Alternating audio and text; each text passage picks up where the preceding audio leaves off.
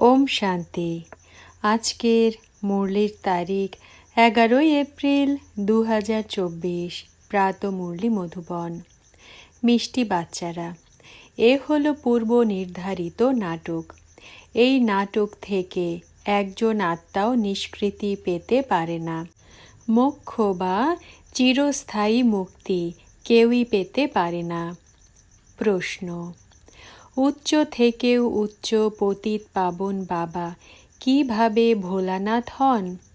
উত্তর: বাচ্চারা, তোমরা তাঁকে এক মুঠ চাল দিয়ে পরিবর্তে রাজমহল নিয়ে নাও, তাই বাবাকে ভোলানাথ বলা হয়।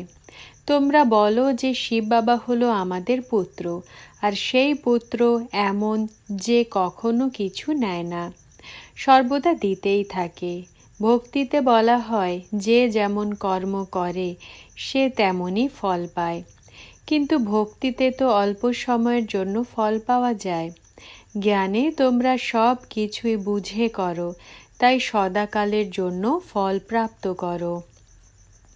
ধারণার জন্য মুখ্য সার। প্রথম পয়েন্ট: বশীকরণ মন্ত্র সকলকে দিতে হবে। ঈশ্বরীয় পঠন পাঠনের পরিশ্রমের দ্বারা রাজ্য ভাগ্যের তিলক নিতে হবে। এই দুঃখের পাহাড়কে সরানোর জন্য নিজের সহযোগ দিতে হবে। দ্বিতীয় পয়েন্ট: সঙ্গম যুগে পুরুষোত্তম হওয়ার জন্য পুরুষার্থ করতে হবে। বাবাকে স্মরণ করবার ড্রিল করতে হবে। এছাড়া শুধু যোগ যোগ বলে মুষড়ে পড়বে না। বরদান: সেবাতে আগত বিঘ্নগুলিকে নিজের উন্নতির সিঁড়ি মনে করে এগিয়ে যাওয়া নির্বিঘ্ন সত্যিকারের সেবাধারী ভব। ব্যাখ্যা: সেবা হল ব্রাহ্মণ জীবনকে সদা নির্বিঘ্ন বানানোর সাধনও, আর সেবাতেই বিঘ্নের পেপারও বেশি আসে। নির্বিঘ্ন সেবাধারীকে সত্যিকারের সেবাধারী বলা হয়।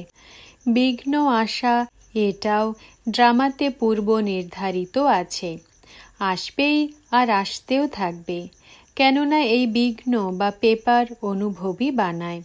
একে বিঘ্ন না মনে করে অনুভবের উন্নতি হচ্ছে এইভাবে দেখো, তাহলে উন্নতির সিঁড়ি অনুভব হবে আর এগিয়ে যেতে থাকবে।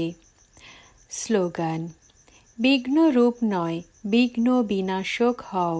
ওম শান্তি।